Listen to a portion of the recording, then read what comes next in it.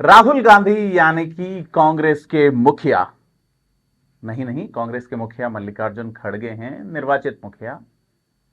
Speech अंत में होता है सबसे बड़े नेता का। पहले बुला लिए गए मल्लिकार्जुन खड़गे, यानी कि आधिकारिक तौर पर सबसे बड़े नेता, अध्यक्ष, जबकि राहुल गांधी पहले आके खड़े हुए, उन्हें वापस पीछे भेजा गया और मल्लिकार्जुन खड़गे को कहना पड़ा कि लोग राहुल गांधी जी को सुनने के लिए आए हैं, उन्हें पहले बुलवाया जाए और उसके बाद में खड़गे बोलेंगे।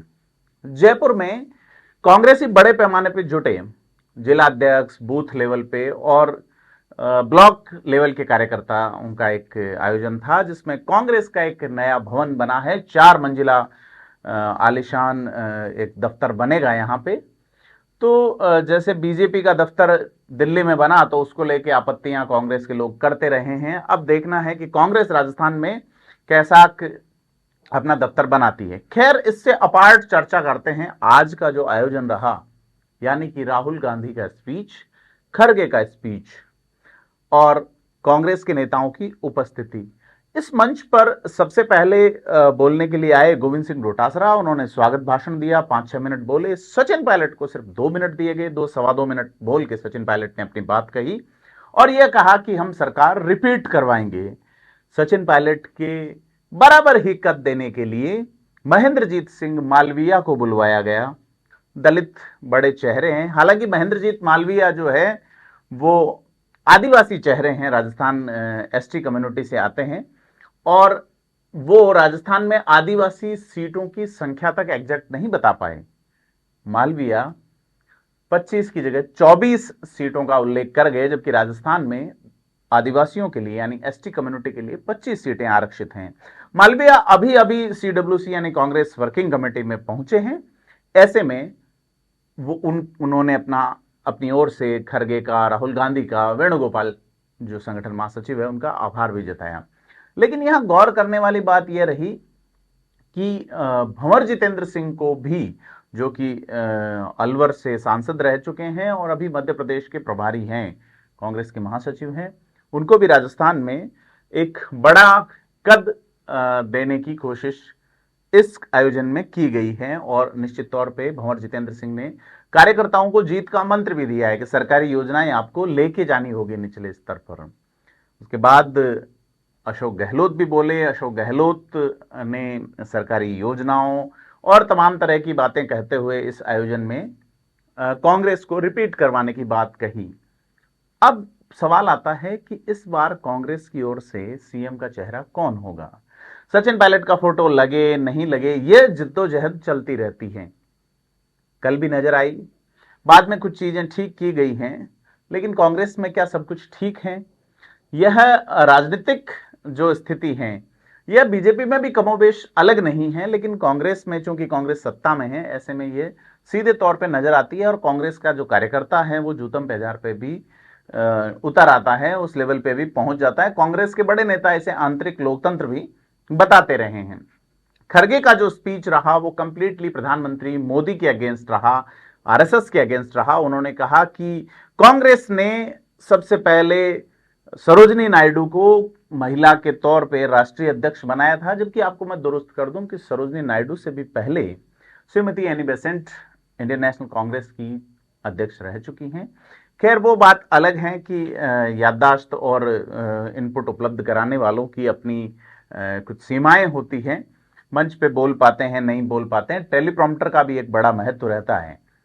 तो इस आयोजन के अंदर खड़गे ने साफ तौर पे कहा कि आरएसएस इतना बड़ा संगठन है, लेकिन वहां पे महिलाओं को संगठन के मुखिया के रूप में तरजीह नहीं दी जाती, बीजेपी में नहीं दी जाती। उन्होंने कांग्रेस की ओर से महिलाओं को दिए गए सम्मान की बात कही है। नारी शक्ति वंदन विधेयक जो है उसके अगेंस्ट या उसके पैरेलल वो कांग्रेस की तुलना कर रहे थे। कांग्रेस ने पहली महिला प्रधानमंत्री दी, महिला राष्ट्रपति दी, महिला लोकसभा अध्यक्ष दी, इस तरीके से तमाम बातें खड़गे ने अपने स्पीच में कही।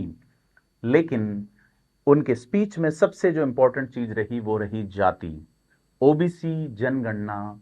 साथ ही उन्होंने संसद भवन के उद्घाटन में या संसद भवन के शिलान्यास के वक्त राष्ट्रपति रामनाथ कोविंद को नहीं बुलाने और उद्घाटन में मौजूदा राष्ट्रपति श्रीमती द्रौपदी मुर्मू को नहीं बुलाने के लिए एक जातीय आधार बताया है कि श्रीमती द्रौपदी मुर्मू जो हैं वो आदिवासी समुदाय से आती हैं और रामनाथ कोविंद जो है वो दलित वर्ग से आते हैं। ऐसे में जो प्रधानमंत्री है या उनकी जो टीम है वो नहीं चाहती थी कि इनके हाथ से शिलान्यास हो या उद्घाटन हो। इस तरह का आरोप खरगे ने लगाया है। खरगे यहीं नहीं रुकते हैं। खरगे का जो स्पीच है वो कंप्लीटली एक चुनावी स्पीच रहा जिसमें कास्ट सबसे इंपॉर्टेंट फैक्टर रहा है। इसमें आप देखेंगे उन्होंने कहा, ओबीसी जनगणना की बात कही है। राहुल गांधी ने भी बात कही कि मोदी की जो 90 लोगों की कैबिनेट है उसमें सिर्फ 3 ओबीसी हैं। इसकी सत्यता जांची जानी चाहिए, क्या सच है क्या झूठ है। लेकिन क्या वाकई ऐसा है? यदि ऐसा है तो जनता को सोचना चाहिए। और एक बात और सोचनी चाहिए, 2011 की जनगणना के वक्त देश में जातिगत जनगणना भी हुई थी। आंकड़े आज तक रिलीज नहीं किए गए। कांग्रेस उसके बाद 3 साल करीब सत्ता में भी रही थी। लेकिन अब डिमांड की जा रही है कि ओबीसी का जातीय आंकड़ा दिया जाए। ओबीसी शब्द इसलिए है कि एक ओबीसी की जाति की गणना तो हो नहीं सकती, गणना सभी जातियों की होगी।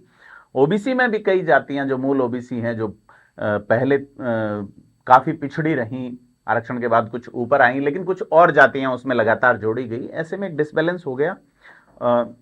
जो एक कमीशन भी बनाया गया बाद में, उसकी रिपोर्ट भी सौंप दी गई है। लेकिन क्या वाकई में कांग्रेस शिद्दत से चाहती है कि इसका ये जो जातिगत जनगणना है ये एक तरीके से हो और सभी जातियों का आंकड़ा आना चाहिए? क्योंकि जातिगत जनगणना 2011 में हो चुकी है। मल्लिकार्जुन खड़गे ने इस जनगणना से रिलेटेड बात कहते हुए ये कहा कि डिलिमिटेशन जो है उसके बाद महिला शक्ति विधेयक लागू किया जाएगा, महिला आरक्षण लागू किया जाएगा। ऐसे में इनकी मंशा साफ नहीं है, तो इस पे भी विचार करना चाहिए। बात सही है कि अगर कानून पास हो गया तो इसको अभी क्यों नहीं लागू किया जा रहा? क्या जनगणना जरूरी है?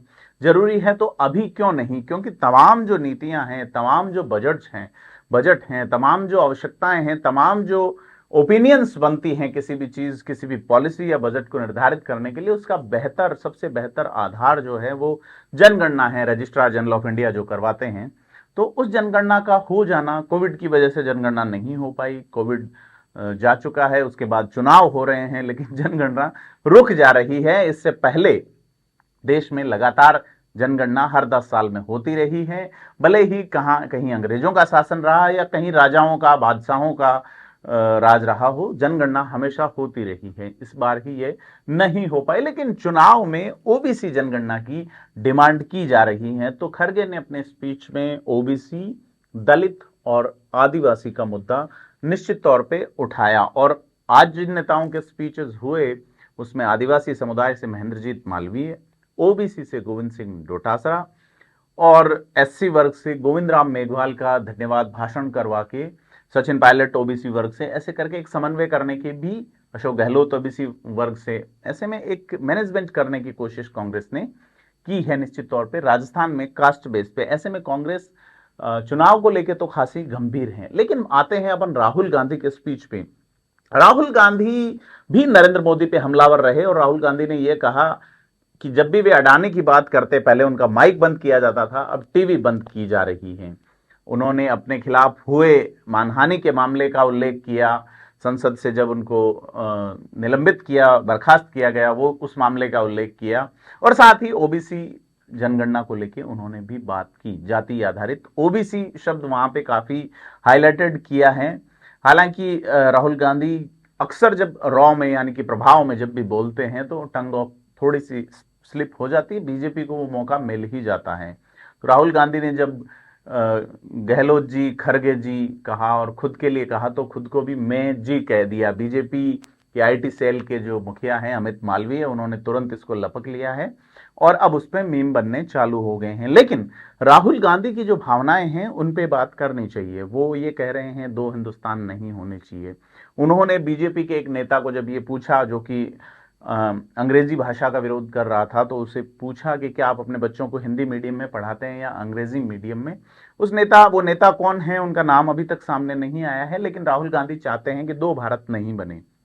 उन्होंने इस बात की भी वकालत की कि भारत का जो नाम बदलने की कोशिश थी, संसद का सत्र, विशेष सत्र 5 दिन का बुलाया गया था, 4 दिन का क्यों कर दिया गया, तमाम तरीके की बातें आई। लेकिन टारगेट है राजस्थान का चुनाव। सारी बातें, सारा जो लबो-लुआब है, उसका एकमात्र जो है उद्देश्य है, वो जो किया जाना है, वो है राजस्थान का विधानसभा चुनाव, जो साल के अंत में होने वाला है। 200 सीटें हैं, उन सीटों पे किसको टिकट मिलेगा और किसका कटेगा। सबसे बड़ा सवाल यह है कि मौजूदा नेताओं में से अगर टिकट नहीं काटे जाएंगे तो लोगों में जो विरोध है, निश्चित तौर पर राजस्थान में सरकार के खिलाफ विरोध कम है, लेकिन विरोध जो है वो इंडिविजुअल व्यक्तियों का है। तो क्या कांग्रेस साहस जुटा पाएगी बड़ी संख्या में टिकट काटने का? और आपको बता दें कि राजस्थान से अब जो बड़े प्रभावी नेता रहेंगे उनमें भंवर जितेंद्र का भी नाम शामिल है, सचिन पायलट हैं पूर्वी संभाग से, दक्षिणी यानी कि आदिवासी इलाके में प्रमुख रहेंगे महेंद्रजीत सिंह मालवीय, और गोविंद राम मेघवाल को पश्चिम राजस्थान के, उत्तर पश्चिम राजस्थान का जो जिम्मा दिया गया है, और साथ ही गोविंद सिंह डोटासरा हैं, अशोक गहलोत हैं। तो ये टीम मिलके एक सेटअप जमाएगी। लेकिन सवाल यह है कि सचिन पायलट के समर्थक अभी भी खुले तौर पे अशोक गहलोत के साथ जाने वाले नेताओं का विरोध कर रहे हैं। समर्थक नहीं, उनकी जातीय गुर्जर जाति के जो युवा हैं उनमें विरोध है। तो क्या यह समन्वय चुनाव में बन पाएगा? सचिन पायलट ने एक मैसेज देने की कोशिश की है, लेकिन मैसेज कितना नीचे तक पहुंचेगा ये देखने वाली बात होगी। राहुल गांधी जब जयपुर आए तो उन्होंने स्कूटी पर बैठ के एक मैसेज देने की भी कोशिश की कि छात्रा के पीछे वो स्कूटी पे उन्होंने जयपुर का भ्रमण किया। लेकिन ये बातें जनता को कितनी अपील करेगी ये देखने वाली बात होगी। चुनाव में अब कम वक्त बचा है, इंतजार है कि पहली सूची कब जारी होती है। पहली सूची बीजेपी जारी करेगी या कांग्रेस?